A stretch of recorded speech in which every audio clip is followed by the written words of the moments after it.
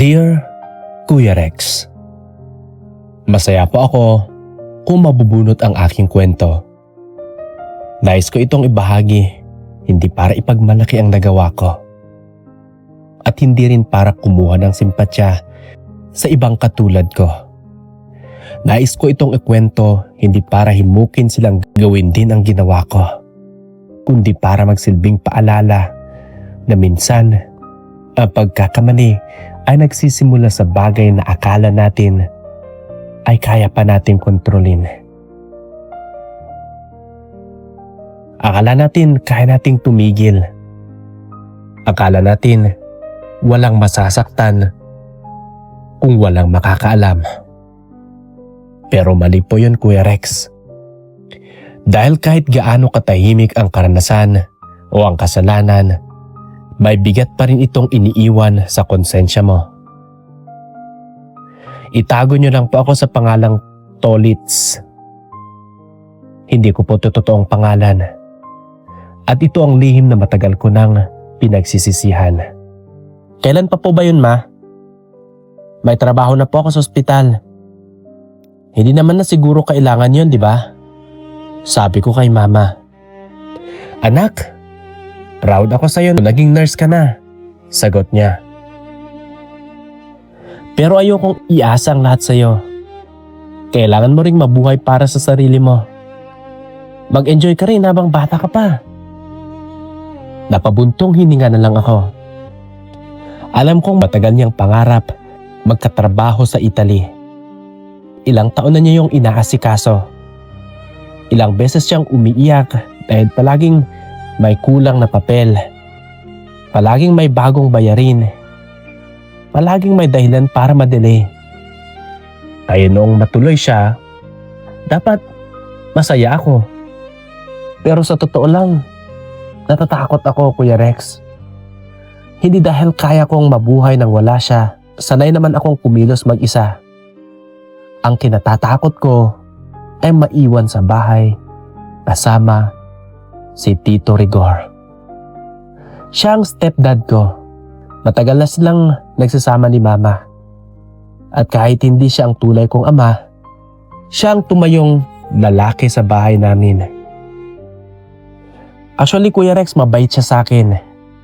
Tahimik, maalaga at hindi madamot kapag kailangan ko ng tulong.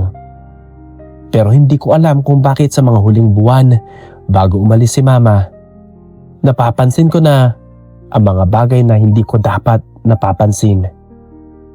Ang boses niya kapag tinatawag niya ako. Ang amoy niya kapag bagong ligo siya. Ang paraan ng pag-aalala niya kapag galing ako sa duty o puyat na puyat. Alam kong mali yun, Kuya Rex. Alam kong may something. Pero binaliwala ko na lang noong mga panahong yon. Kaya bago pa umalis si Mama, paulit-ulit kong sinasabi sa sarili ko na respeto lang yon. Na baka napapalapit lang ako sa kanya dahil mabait siya. Na baka pagod lang ako kaya kung ano-anong nararamdaman ko. Pero nang sinabi ni Mama na magtutuloy na siya sa Italy, doon ako kinabahan. Ma? Sabi ko, kailan po ba talagang aalis? Tumango siya. Oo, maiiwan muna kayo ni Tito mo Rigor dito. Bantayan mo rin siya, ha. Alam mo namang hindi sana yun na wala ako. Pero Ma, Tolits anak, putol ni Mama sa akin. Bigay mo na ito kay Mama. Sayang naman ang malaking sweldo ng caregiver doon. Ngumiti siya pero kita ko sa mga mata niya na hindi buo o hindi pa buo ang desisyon niya. Doon wala akong nagawa, Kuya Rex.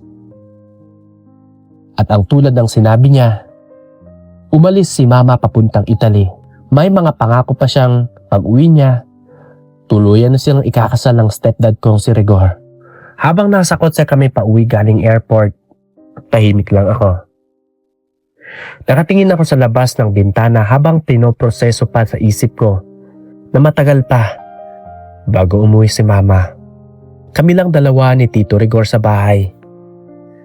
Ayos ka lang, Tolits? Tanong niya. Napalingon ako sa kanya. Opo, sagot ko, kahit hindi naman talaga. Malulungkot ka sa mama mo. Tumango lang ako. Syempre. Normal lang yan, sabi niya. Pero huwag kang mag-alala. Nandito pa naman ako. Hindi ako agad nakasagot. Nanatili akong tahimik hanggang sa muli siyang nagsalita at doon niya nakuha ang atensyon ko. Gusto mong kumain muna? Alam ko puro ka fast food kapag galing duty at bihira ka lang sa karinderya. Pero may alam akong masarap na kainan dito sa atin. Baka gusto mo? Napatingin ako sa kanya. Sige tito, hindi na po. Gusto ko na lang pong umuwi. Sigurado ka ba? Tanong niya. Hindi ka pa kumakain ng maayos mula kanina. Napahinto ako. Hindi ko alam kung paano niya napapansin yon. Simula nang ihatid namin si mama sa airport, wala na akong ganang kumain. Pero hindi ko inakalang napapansin niya pala. Okay lang po ako, sabi ko. Tolits? Mahinahon niyang sabi. Nurse ka. Alam mong hindi sapat ang okay lang. Hindi ko na napigilang mapangiti ng kaunti. Sige na nga po, sama na ako. Dinala niya ako sa isang maliit na kainan sa gilid ng kalsada. Simple lang ang lugar. May ilang mesa, may bentilador sa sulok, at ang amoy na amoy ng bagong lutong ulam. Siya nang umorder para sa aming dalawa. Habang naghihintay, tahimik lang ako pero hindi na ganun kabigat ang pakiramdam ko. Alam mo, sabi niya, nung una kong makita ang mama mo, dito ko rin siya dinala. Talaga po? Sabi ko, di ko pinahalatang nagulat ako. Tumango siya. Hindi pa kami noon. Lagi siyang pagod. Laging namamadali, parang ikaw. Napayuko lang ako bigla. Magkamukha kayo kapag nag-aalala, dagdag niya. Hindi ko alam kung bakit bigla akong kinabahan sa sinabi niya. Siguro dahil sa paraan ng tingin niya sa akin. Hindi naman bastos. Hindi din naman sobra. Pero sapat na para hindi ako maging kampante. Kaya iniba ko na lang ang usapan. Mamimiss niyo po si mama? Ngumiti siya ng mahina pero halatang may lungkot. Abay oo naman. Sanay na akong nandyan siya. Pero sabi niyo nga, nandito naman ako. Biro ko. Kahit hindi ko naman alam kung bakit ko yun nasabi. Napatingin siya sa akin at doon biglang natahimik na parang napanis biglang laway ko. Hindi siya agad sumagot. Tumingin lang siya sa akin, saka ngumiti ng kaunti. Oo, sabi niya. Nandito ka naman. Muli akong sumubo ng pagkain, Kuya Rex. Kahit tila wala ng lasa yon sa bibig ko, pinilit ko pa rin kumain para hindi humaba ang usapan namin. Pag-uwi namin sa bahay, muli kaming nilamon ng katahimikan. Iba talaga ang pakiramdam sa bahay kapag wala si mama. Dati kahit tahimik, alam mong may gagalaw sa kusina. May magtatanong kung kumain ka na. May magbubukas ng TV kahit hindi naman nanonood. Pero nung gabing yon, ang bahay ay parang masyadong malaki para sa aming dalawa. Magpahinga ka na, sabi ni Tito Rigor, habang inilalapag ang susi sa mesa. Maaga ka ba bukas? Opo, may duty na po ako. Tumango siya. Gisingin na lang kita kung hindi ka maagang magising, okay lang? Hindi na po. Kaya ko naman po, Tito. Alam ko, sagot niya, pero wala namang masama kung may tutulong sa'yo, di ba? Hindi na ako sumagot. Pumasok na ako sa kwarto ko at isinara ang pinto. Akala ko kapag mag-isa na ako, gagaan ang pakiramdam ko. Pero habang nakahiga ako, mas lalo kong naramdaman ang kabog ng dibdib ko at ang init ng katawan ko. Hindi ako mapakali. Kaya lumabas ako ng silid, dala ang tuwalya para maligo. Pero pagpasok ko sa banyo sa ibabang parte ng bahay namin, doon naman siya palabas. Si Tito Rigor. Tumutulo pa ang tubig mula sa buhok niya, pababa sa dibdib niya. Nakasuot lang siya ng tuwalya sa bewang. At hindi ko alam kung saan ako titingin. "Maliligo ka ba?" tanong niya. "Gabi na ha?" "Opo," sagot ko agad habang iniiwas ang tingin. Hindi po kasi ako makatulog kapag hindi ako nakaligo. "Bakit? May inisip ka ba?" Po? Sabi ko. "May iniisip ka ba? Nalulungkot ka?" Doon umalis akong umiiling, Kuya Rex. Wala po. Hindi talaga ako makatulog ng gabing iyon. Pero parang huli na ang pagtanggi ko na makita ko ang titig niya sa akin. Titig sa akin ni Tito Rigor. Hindi siya nagsalita agad. Tumingin lang siya sa akin na para bang nahuhuli niya kung bakit hindi normal ang kilos ko. Bagay na mas lalo akong kinabahan. "Tolit," sabi niya. Mahina pero seryoso ang boses. "Alam mo, hindi mo kailangang magpanggap sa akin." Napahigpit ang hawak ko sa tuwalya. "Wala po talaga. Kani-kanina ka pa tahimik mula sa airport," sabi niya. "Tapos ngayon, hindi ka makatulog. Kung namimiss mo ang mama mo, sabihin mo lang ako." Dapat doon ako kumapit sa sinabi niya. Dapat sinabi kong oo, si mama ang dahilan. Mas madali yun para mas ligtas. Pero hindi ako nakasagot agad. At sa katahimikan ko, parang lalo lang siyang napapalapit sa katotohanan. "May iba pa ba?" tanong niya sa akin. Umiling ako ulit pero hindi na kasing bilis kanina. "Wala po." Tumango siya pero halata kong hindi kumbinsido. Dumaan siya sa gilid ko para tuluyan nang makaalis. Iyon ang akala ko, Kuya Rex. Pero mali ako. Dahil bago pa ako makapasok ng tuluyan sa banyo, naramdaman ko na ang yakap niya mula sa likuran ko. Nanigas ako sa kinatatayuan ko. Dapat itinulak ko na lang siya o nagalit ako. O sinabi kong mali ang ginagawa niya dahil siya ang kasama ni mama at ako ang anak na naiwan sa bahay. Pero sa pagkakataong iyon, nanatili lang akong kalmado at nakatayo. Ramdam ko ang kabog sa dibdib ko. Ramdam ko rin ang paglapit ng hininga niya sa akin. "Alam mo ba, hindi ko nahahalata." Mahina niyang tanong. Hindi ako nakasagot agad dahil pinilit kong pinoproseso ang lahat. "Ang alin po?" Pilit kong sabi. Kahit alam kong nanginginig ang boses ko.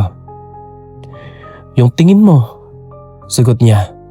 "Yung pag-iwas mo. Yung kaba mo kapag magkalapit tayo." Napapikit ako ng mariin. "Tito Rigor, sabihin mo sa akin na mali ang iniisip ko," sabi niya. Gusto kong sabihin yon. Gusto kong sabihin na wala siyang napapansin dahil wala naman talaga. Gusto kong magsinungaling para matigil na ang sandaling iyon. Pero lumabas ang salita sa bibig ko. Doon mas lumapit pa siya sa akin at naramdaman ko ang bagay na hindi ko dapat maramdaman. Bagay na hindi ako makagalaw. Hindi na ako makapag-isip ng maayos. Ang alam ko lang, nasa likod ko ang taong matagal ko nang pilit iniiwasan sa isip ko. Noong una, Kuya Rex, akala ko may mali sa akin. Matagal kong dinedelay o dinedenay sa sarili ko kung sino ba talaga ako. Pinilit kong kumilos ng normal sa mga mata ng iba. Pinilit kong isipin na baka nalilito lang ako, na baka lilipas din. Pero habang tumatagal, mas nararamdaman kong pusong babae na talaga ako. Lalo na noong muling nag-asawa si Mama at isinama niya si Tito Rigor sa bahay bilang nobyo niya. Doon ko unang naramdaman na may nagising sa loob ko. Hindi ko agad inamin pero hindi ko rin kayang itanggi habang buhay. At oo, Kuya Rex, inamin ko. Lihim kong nagugustuhan ng stepdad ko. Mali yun, alam ko. Kaya pinilit kong nilalabanan. Iniwasan ko siyang tingnan ng matagal. Iniwasan ko siyang makausap ng kabilang dalawa. Kapag nagpapakita siya ng konting alaga, pinapaalala ko sa sarili ko na ginagawa niya yon dahil anak ako ni Mama. Pero ng gabing yon, habang magkalapit kami sa harap ng banyo, parang lahat ng pinigil ko ay sabay-sabay nang bumigay. Tolits, mahina niyang sabi. Sabihin mo lang ako. O sabihan mo lang ako kung ayaw mo. Hindi ko alam kung anong isasagot ko. At sa sagot kong yon, alam kong mas lalo kong inilalapit ang sarili ko sa kasalanang matagal ko nang kinakatakutan. Doon, Kuya Rex, nang maramdaman ko ang labi ni Tito Rigor sa batok ko, tuluyang natalo ang lahat ng depensa ko. Hindi ko na namalayan ang mga sumunod na nangyari. Basta alam ko, bumigay ako sa kanya. Sumabay ako sa bagay na alam kong hindi dapat. Pero matagal ko nang gustong mangyari. Nung matapos ang lahat, pareho kaming nanahimik. Mahal kita, Tolits. Bulong ni Rigor matapos ang tagpong yon. Hindi ko alam kung paano pero mahal kita. Napatingin ako sa kanya. Dapat doon natauhan na ako. Dapat naisip ko si Mama ng malayo at nagtatrabaho sa Italy. Dapat naalala ko na siya ang dahilan kung bakit nasa bahay namin si Tito Rigor. Pero sa halip na lumayo ako, mas lalo lang akong nanghina. Dahil ang salitang matagal kong gustong marinig, nanggaling sa taong hindi dapat magsabi nun sa akin. Paano si Mama? Tanong ko. Halos hindi ako makatingin sa kanya. Paano kapag nalaman niyang may nangyari sa atin? Hindi agad sumugot si Tito Rigor. Yumuko siya at napahawak sa noo. Parang doon lang niya naalala ang bigat ng ginawa namin. Hindi niya malalaman. Mahina niyang sabi. Ganun lang po? Tolits. Hindi niya malalaman kaya okay lang? Tanong ko. Yun bang ibig niyong sabihin? Pero imbes na sugutin niya ng tanong ko o sagutin niya ang tanong ko, niyakap niya lang ako at hinalikan akong muli. At ako naman si tanga.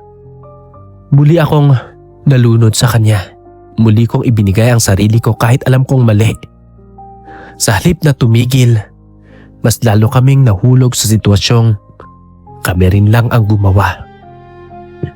Mula noon, paulit-ulit na yun na nangyayari. May mga pagkakataon na ako ang lumuluhod, pero kadalasan, siya ang nagmamaneho. Minsan pagkatapos naming mag-FaceTime kay Mama, saka kami magkatitigan na parang parehong may tinatagong kasalanan. Kapag tapos na ang tawag, tahimik ng bahay, doon na naman kami nadadala sa init ng sandali. Wala kaming pinipiling oras. Wala rin kaming pinipiling lugar. Sa kusina, sa sala, sa silid nila Mama, sa kwarto ko, at minsan sa kotse pagkatapos ng duty ko sa ospital. Alam kong habang tumatagal, mas lumalala ang ginagawa namin. Pero sa bawat beses na susubukan kong umiwas, may sasabihin siya, may gagawin siya, at babalik na naman ako sa kanya. Isang gabi, sinundo niya ako pagkatapos ng duty. Pagod ako noon. Halos hindi na nga makalakad ng maayos dahil sunod-sunod ang mga pasyente sa ospital at sa bagay na lagi naming ginagawa.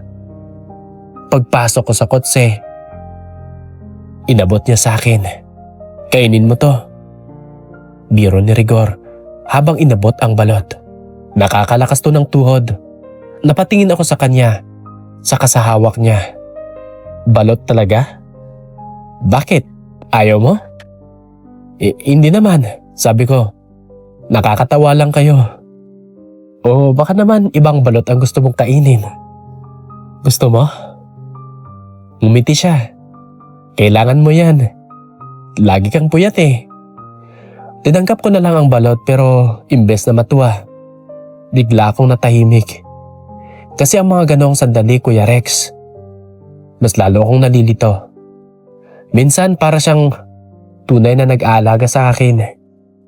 Sinusundo ako, pinapakain, tinatanong kung pagod ba ako. Pero sa likod ng lahat ng iyon, alam kong may mali kaming ginagawa. At ang mas masakit, nasasanay na ako. Nasasanay na akong may sikreto kami. Nasasanay na akong mahalin ang taong dapat ay para kay Mama. At sa bawat araw na lumilipas, mas lalo akong nahuhulog. Dumating pang mga araw, Pasko noon, Kuya Rex. Nakaduty ako sa ospital. Akala ko magiging ordinaryong araw lang yun para sa akin. Sanay naman kaming mga nurse na kahit holiday, kailangan pa rin naming pumasok. Pero nagulat ako nung pumunta si Tito Rigor sa ospital at dinalan ako ng pagkain. Tito? Gulat kong tanong nang makita ko siya sa may lapi. Bakit po kayo nandito? Ngumiti siya habang hawak ang papel o ang paper bag na puno ng pagkain. Pasko ngayon. Akala mo hayaan kitang kumain ng kung ano-ano lang na pagkain sa pantry? Napatingin ako sa kanya at sa dala niya.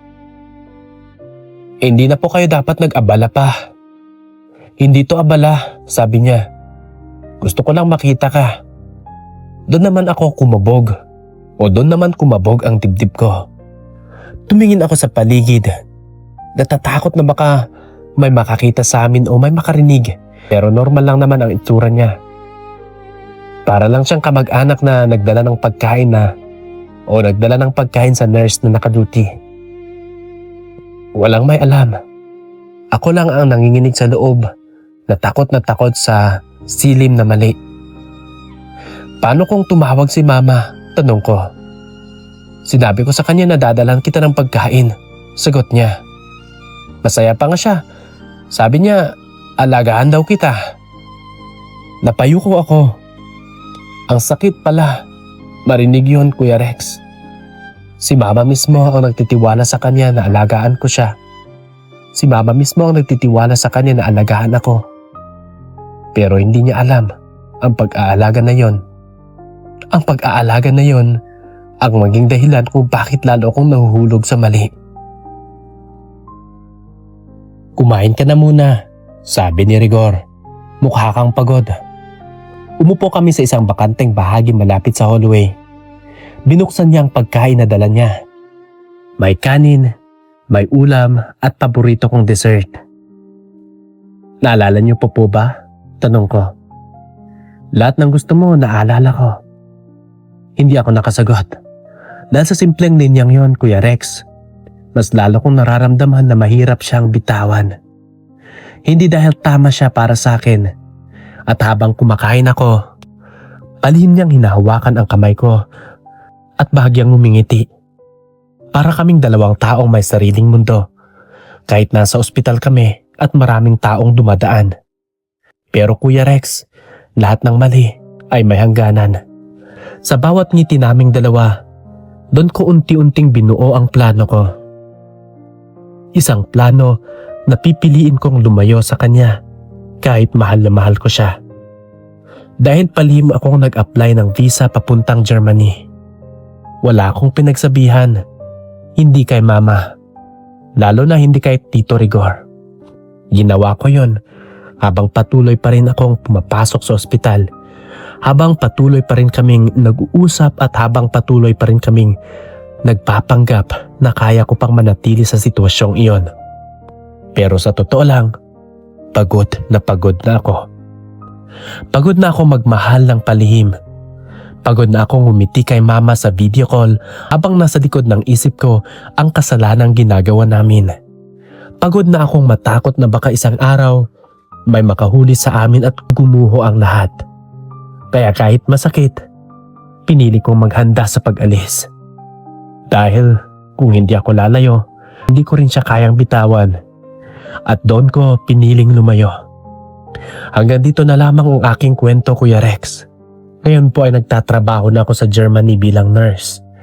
Malayo kay mama, malayo kay Tito Rigor, at malayo sa bahay na naging saksi ng pagkakamali namin. Umuwi na rin si mama at masaya akong si Tito Rigor ang kasama ni mama sa bahay at hindi ako. Hindi ko alam kung matatawag kong pag-ibig ang nangyari o kahinaan lamang naming dalawa. Pero ang alam ko, mali iyon. Kaya kung may nakikinig man na nasa parehong sitwasyon ko, sana piliin niyong lumayo habang kaya pa, dahil hindi lahat ng pagmamahal ay dapat ipagpapatuloy. Minsan ang pinakamahirap na paraan ng pagmamahal ay ang pagbitaw. Ako si Tolits at ito ang lihim na matagal kong dinadala. At para kay Tito Rigor, kung maglalaro man ang tadhana at marinig mo ito, kahit alam kong tuluyan ka ng ikinasal kay mama, nais kong sabihin na sana alagahan mo siya. Sana mahalin mo siya sa parang hindi mo nagawa noong panahong pinili nating magkamali. Kung minahal mo man ako noon, doon mo na lang patunayan na hindi sa pagbalik sa kasalanan na minsan nating pinasok. Mahal kita noon pero hindi ibig sabihin noon tama tayo. Kaya ngayon, mas pinili kong tatawarin ang sarili ko at tumayo ng tuluyan. Dahil sa dulo, si mama pa rin ang taong hindi natin dapat saktan. Maraming salamat, Kuya Rex, sa pagbasa sa aking kwento.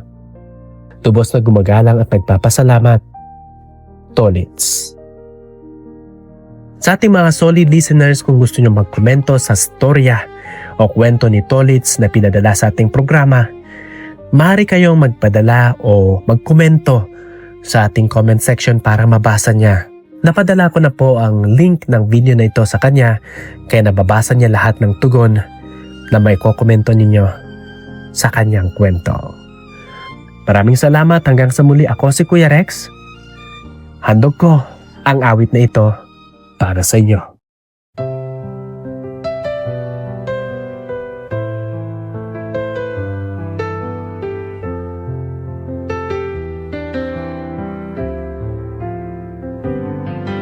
Sabik na namahalikan, mayakap ka't magsayaw sa ulan. Ang mundo'y gagaan, mundo ko'y giginawa. Maligaw man ang landas ay hahanapin ang daan patungo sa'yo. Ikaw ang direksyon. Dumilim man ang paligid, ay ikaw pa rin ang ilaw ko. Oh, oh, oh, oh, oh. Bakit tuhaw sa iyong sayaw? Bakit ikaw di bibitaw sa iyong sayo? Laging ikaw ako'y giniginaw. Halika rito, dito ka lang sa tabi ko. Mananatiling uhaw, uhaw, uhaw. Hindi na mapakali, puso'y nagmamadaling lambingin at suyuin ka. Oh, aking giliw, ako'y iyo kahit pa matisod, mapagod at bumigay ang tuhod. Di ako hihinto, ikaw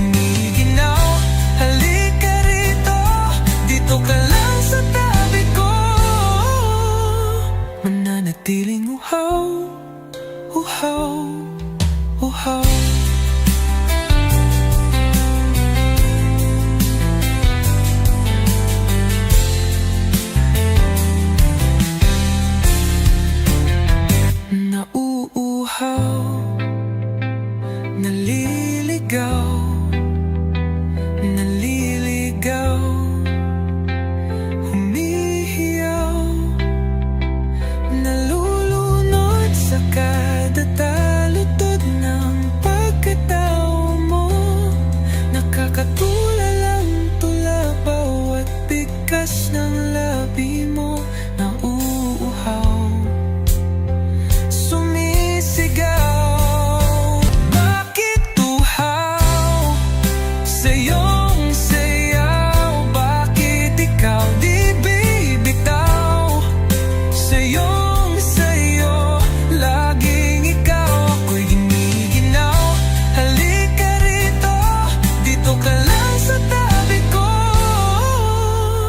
Mananatiling uhaw, uhaw, uhaw.